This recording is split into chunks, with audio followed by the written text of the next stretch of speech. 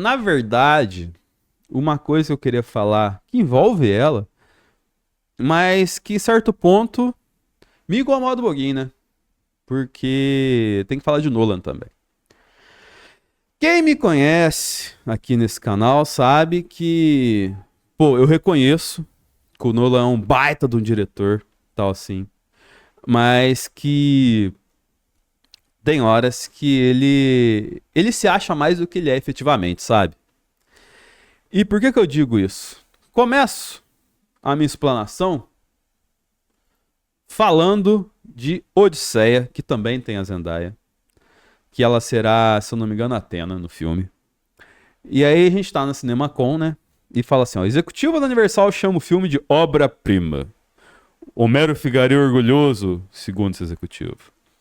Ele fala aqui embaixo, ó, durante o CinemaCon, o executivo Universal Gene Orr comentou sobre a Odisseia, fez um comentário ousado sobre a qualidade do longo dirigido por Christopher Nolan. Orr, chefe de distribuição do estúdio, previu que o filme, que ainda está sendo filmado, será uma obra-prima cinematográfica visionária, única em uma geração, da qual o próprio Homero provavelmente se orgulharia. E a plateia, segundo a descrição da Variety, chegou a dar risada da forma hiperbólica com a qual o executivo se referiu ao longa. Ah, eu tô rindo de ler, né? Então, assim, tirar esse rapaz feio daqui, né? Então, eu tô falando aqui, ó, que aquela galera, a galerinha do Nolan, né? Mas esse aqui é bom, pelo menos, ó. Como colaboradores antigos do Nolan estão de volta, o compositor Lucas e Goranson, que é o fodão das trilhas, ele ganhou o Oscar agora pelo. Ó, colocando a mão na frente da tela.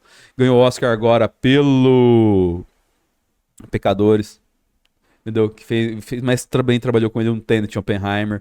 E acho que ele também ganhou o Oscar por Oppenheimer, entendeu?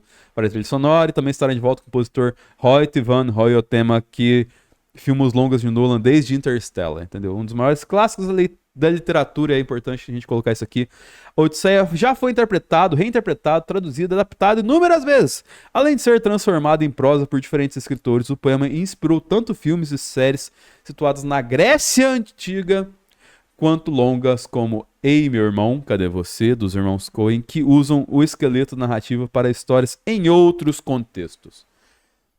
E aqui a gente entra num ponto que eu quero trazer mais, porque pros mais atentos, estão colocando o ponto de conflito nessa parte que eu falei da Grécia Antiga. Porque se você olhar as coisas do filme, e é o que eu trago aqui, ó, parece mais algo viking. Trailer de A Odisseia de Christopher Nolan reacende debate sobre imprecisão histórica do filme. Apesar que a gente tá falando de uma ficção, mas enfim, isso é um tanto quanto importante. E eu acho que, apesar de algumas críticas infundadas, que até Elon Musk faz, e isso é um problema sério, porque eu estou dando razão pro Elon Musk, de jeito nenhum. Porque ele tá sendo racista quando ele fala isso, porque ele tá criticando eles colocarem a Lupita pra fazer um personagem grega. Então, assim, é mais um vai tomar no cu Elon Musk nesse ponto. Colocado esse elefante do lado da sala, eu trago agora a questão que mais pega aqui. Porque a Odisseia é uma épica ação mítica na adaptação do saga fundamental de Homero, papapá, tudo mais. Aí aqui tem uma coisa que eu vou até passar aqui rapidinho. Nossa, tá bem. Deixa eu ver se eu consigo aumentar aqui pra ficar mais legal. Não, não consigo. Não consegue, né? Não consigo. Depois a gente mostra isso aqui. Aí, o que eu tenho a dizer é isso aqui, ó. No trailer, vemos que o que acreditamos ser um ciclope, um monstro gigante em um olho só, entrando em uma caverna, onde Odisseu e seus homens estão presos. Vemos os mortos se levantarem do chão, potencialmente atacar Odisseu e seus homens. Esperamos que o filme apresente as mortais sereias, encantadoras, mulheres pássaro cujos cânticos irresistíveis atraem marinheiros para a morte em costas rochosas. A Odisseia é uma história fantástica com criaturas míticas e está tudo ali na descrição. Épica de ação mítica. Alguns argumentam que nesse contexto é claro que Nolan pode e deve tomar algumas liberdades criativas, afinal não se trata de um documentário. Então, assim, acho que aqui que mora o limiar. E eu tô dando várias voltas, várias voltas, várias voltas pra entrar no ponto que eu quero. Por quê? Porque a gente desenhou o limiar da ficção histórica com a realidade numa ficção histórica, entende? Mas aí talvez eu acho que ele às vezes se passa um pouco, como aqui mostrando aqui, ó. Essa aqui teoricamente seria a armadura da Odisseia escrita. E essa é a armadura do Matt Damon, né? Então, assim, é um negócio até meio romano, não é tanto grego assim, entendeu?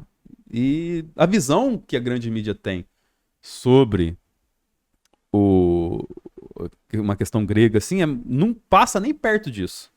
Mas é que às vezes falta uma localização, né? E a grande discussão aqui fala que a Odisseia, ela basicamente representa uma fase da Grécia, né? E quem se apega a isso vai ficar pistola com o filme, entende? E eu acho também que tem um pouco de razão nesse ponto, entendeu? Porque tá certo que é um épico e de ficção e tal assim, mas aí entra a parte que eu vou criticar o Nolan. Porque eu tentei abrir as imagens ali, eu não consegui porque tava meio bugado o site. Ele tá fazendo o barco grego todo diferentão com um barco viking, entende? E aí vem os nolanismos, que é o que eu pego. Porque até quando a gente vai ficar passando pano pro Nolan em certas coisas, entende? Ele atingiu um certo renome no rolê, que ele faz coisas que às vezes tem uma qualidade até duvidosa, sem se preocupar com a consequência que vai ter, saca? Ele é do time que questiona muito a originalidade de franquia e tudo mais, sendo que ele surgiu, explodiu pra galera. Assim, não é que ele surgiu, ele explodiu pro grande público, assim, né? Foi pro mainstream. Como a franquia, que é Batman, né? Mas ele tenta imprimir um estilo tão forte nas obras dele que você acha vários pontos iguais e comuns, tal qual uma franquia faz pra fazer sucesso, entende? E aí, por exemplo, os homens do filme dele são teimosos, incompreendidos, sempre protagonistas com esse viés, entendeu? As mulheres, às vezes até acabam sendo objetificadas, mas sempre são ponte, entendeu? Elas acabam sendo coadjuvantes das histórias dele, não tem um protagonismo maneiro, sabe? E aí, ele prefere gastar um tempão numa explicação, entende? E até exagera nessa explicação e acaba fazendo a gente se perder nessas explicações que ele dá. E eu tô falando isso, eu tenho certeza que você tá visualizando vários filmes do Nolan quando eu tô falando isso, entendeu? Mas que no fim do dia ele pode explicar A mais B certinho, tintim por tintim, e você acaba se perdendo e o que sobra é a soberba e imponência, né? De um cara tal assim, querendo ensinar os outros a rezar a missa, né? E aí, ele às vezes tenta usar também esse tempo como uma expressão artística de cinematográfica, né? De angústia e tudo mais, e não se converte tão bem assim, entende? E pra tudo isso que eu falei, enquanto pôde, pelo menos, né? Ele usou o Michael Caine pra dar uma referência, né? Pra ele de credibilidade. Então, assim, eu acho que o modo como ele tá conduzindo esse filme, e talvez seja um filmão, talvez seja o melhor filme do ano quando ele lançar. Não sei se eu acho que esse ano. É esse ano. Talvez seja de fato um filme topíssimo tal. Talvez o melhor filme do ano. Só que vai ser um filme do Nolan. Que ele vai utilizar direcionado para ganhar prêmio, como ele sempre faz nos rolês, assim, entendeu? E às vezes ele perde um pouquinho de essência nesse ponto. E acaba gerando esses ruídos, né? Como a gente falou aqui. Ele tem muita coisa boa. Ele só precisava ser menos Nolan, entende? Eu acho que a visão que eu tenho pra fazer do rolê é isso. Porque, cara, todo filme é isso, entendeu? Nossa, ai, esse homem é muito teimoso, mas a gente vai acompanhar a história dele. Inclusive, no último, né? O Oppenheimer tem ainda o agravante de passar pano pro cara que fez a bomba atômica, né? Mas vamos deixar. Vamos deixar um pouquinho, né? De lado aí, esse ponto, né? Porque a gente vai falar daqui a pouquinho, então, umas coisas sobre Barbenheimer também, que é importante. Mas, assim, eu acho que ele tem que, talvez, ele tem que se promover de uma forma diferente, sabe? Porque esse modo dele se promover, muita gente gosta, tem fã e tal, assim. Mas sou prepotente e a mim cansa, entende? Eu tenho certeza que a muita gente cansa também. Principalmente gente que não é o público-alvo dele e que perde boas obras que ele faz, sim. Por conta dessa arrogância que ele tem. Entende? Eu não vejo muito público feminino defender o Nolan muito bem. Até porque ele não sabe trabalhar a mulher muito bem nos filmes dele. Como protagonismo, assim, né? Tipo, fala um filme que o Nolan colocou uma mulher como protagonista forte, assim, entendeu? Ele coloca as mulheres como ponte. Talvez, no máximo, ali a Jessica Chastain, ali como Peyton no Interstellar. Mas, assim, o final dela é de centavos, né? Coitada. Uma maquiagem terrível lá pra expressar a idade. E o Matthew McConaughey, que é lembrado, né? Que vira a cena lá dele chorando, né?